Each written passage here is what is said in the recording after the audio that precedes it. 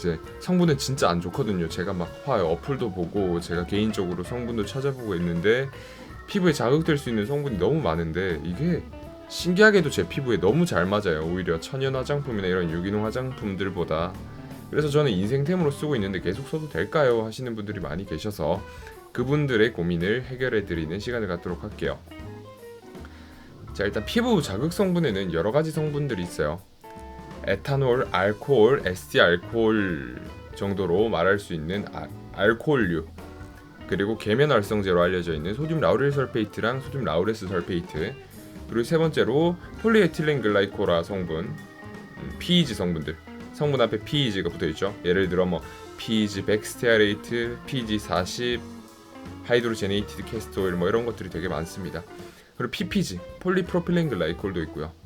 이런 성분들, 그러니까 폴리에틸렌 글라이콜이랑 폴리프로필렌 글라이콜이 단독으로 사용되는 거랑은 좀 다르다고 생각을 하시면 좋을 것 같아요. 그리고 다섯 번째로 식물성 추출물들.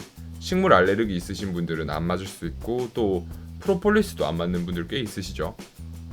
그리고 착향제, 리날룰, 유제놀, 제라니올 이런 착향제, 에센셜 오일, 예를 들어서 로즈마리 오일, 라벤더 오일, 그리고 레몬 오일, 오렌지 오일 이런 것들이 있고, 그리고 동물성 오일, 에뮤 오일, 여러 가지 동물들로 이루어져 있는 그런 오일들이 있죠. 마유도 안 맞는 분들도 계시고요.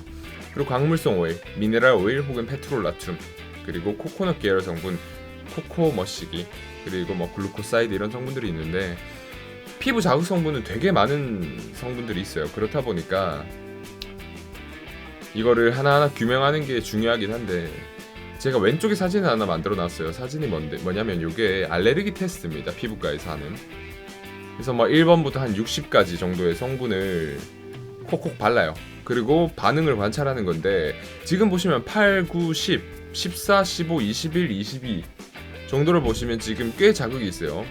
자극이 있는 걸 볼 수 있는데 목이 물린 것처럼 부어올랐죠. 이제 대부분 알레르기 있으신 분들이 이제 목이 물린 것처럼 부어오르는 이런 증상이 발생을 하는데 생각보다 지금 괜찮은 편을 보자면 17번, 20번 정도는 나쁘지 않아요.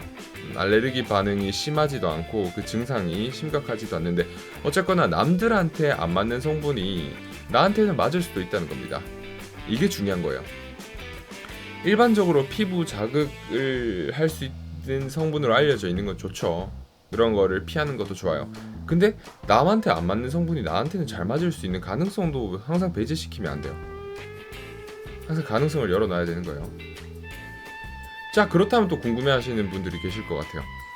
그러면 이 자극 성분이 내가 지금 쓸 때는 괜찮아요. 근데 내 피부가 나중에 상태가 바뀌거나 아니면 피부 타입이 바뀌어가지고 앞으로 사용하면서 혹시 그러면 자극이 생길 가능성도 있겠네요 하시는 분들 계시는데 완전히 정답이에요. 자극이 지금은 없지만 피부가 약해지거나 연약해지면서 그 자극 성분들을 케어할 수 있는 어떤 능력이 떨어지게 되겠죠. 그러면 앞으로 사용하면서 자극이 갑자기 생길 가능성도 배제할 수가 없어요. 하지만 그 가능성이 높은 건 아니다. 그러니까 지금 내 피부에 잘 맞는 성분은 앞으로도 잘 맞을 확률이 되게 높아요. 지금 잘 맞으면 앞으로 잘 맞는 확률이 되게 높거든요.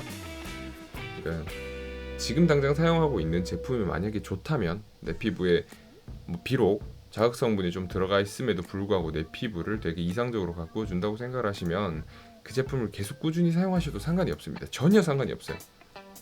걱정하지 않으셔도 됩니다. 자, 결론적으로 내 피부에 잘 맞는 화장품을 찾았어요. 그러니까 인생템, 흔히 말하는 속히 말하는 인생템을 찾으셨다면 그 아이템의 성분을 분석해보세요. 그리고 피부 자극 성분이라고 알려져 있는 성분을 한번 뽑아내보세요.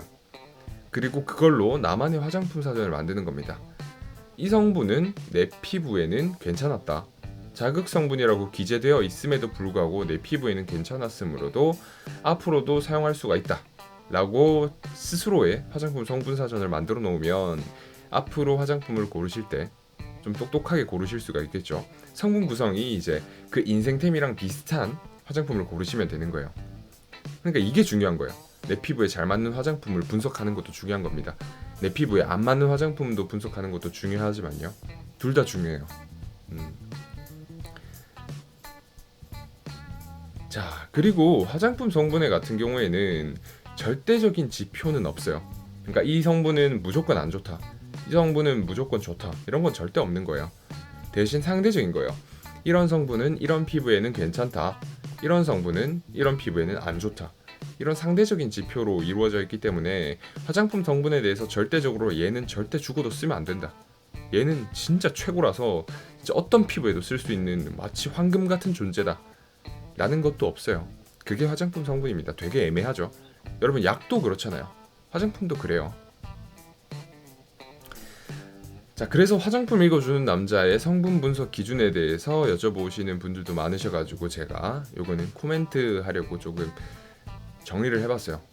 제가 성분을 분석하고 민감한 피부에 좀 자극이 될 수 있습니다 라고 말씀을 드릴 때 저만의 기준은 뭐냐면, 첫 번째, 민감한 피부분들, 피부 되게 민감하신 분들 있죠. 그리고 여드름 나는 피부, 그러니까 민감성 피부의 하나죠, 여드름성 피부도. 그리고 다양한 여러가지 트러블성 피부, 뭐 아토피가 됐던, 아니 뭐 기미가 나던, 아니면 여러가지 있죠. 피부 트러블, 우리가 흔히 알고 있는 그런 피부 트러블성 피부. 그리고 마지막이 알레르기성 피부, 식물이나 아니면 동물이나 광물이나 이런 자연계의 물질에 의해서 조금 자극을 받는 피부. 요런 1번부터 4번까지의 조금 까다로운 기준을 가지고 있어요, 저는 성분 분석에 대해서. 그렇다 보니까 여러분들한테 좀 알려드릴 때 저만의 기준이 명확하고 확고하다 보니까, 다른 분들은 이 정도면 괜찮아요 라고 하는 부분에 대해서 저는 이것도 문제의 소지가 있습니다 라고 말씀을 드리는 경우가 많기 때문에, 그런 부분에 있어서 제가 너무 까다롭게 판단을 하고 이런 게 있다면 스스로 그 판단 기준을 조금은 낮춰서 조금 유하게 뭐 미리 테스트도 해보시고 이렇게 하시면 좋을 것 같아요. 저는 워낙 까다롭기 때문에 따로 이렇게 알려드린 거였습니다. 자, 여러분, 남한테 안 맞는 화장품이 나한테 맞을 수도 있고, 나한테 맞는 화장품이 남한테 맞지 않을 수도 있습니다. 그러니까 이게 화장품 추천이라는 게 되게 애매하죠. 괜히 내가 잘 맞는 화장품을 남한테 권했다가 되려 막 안 좋은 소리를 듣게 되는 경우도 있잖아요. 그런 이유가 여기 있습니다. 화장품 성분은 되게 상대적인 겁니다. 여러분도 자신의 피부에 맞는 성분을 고르셔서 내 피부에 맞는 스킨케어를 하시길 바라겠습니다. 2016년 12월 6일에 화장품 읽어주는 남자였습니다. 여러분 감사합니다. 오른쪽 하단에 구독과 좋아요 버튼 한번 눌러주시면 진심으로 감사하겠습니다. 좋은 하루 되세요.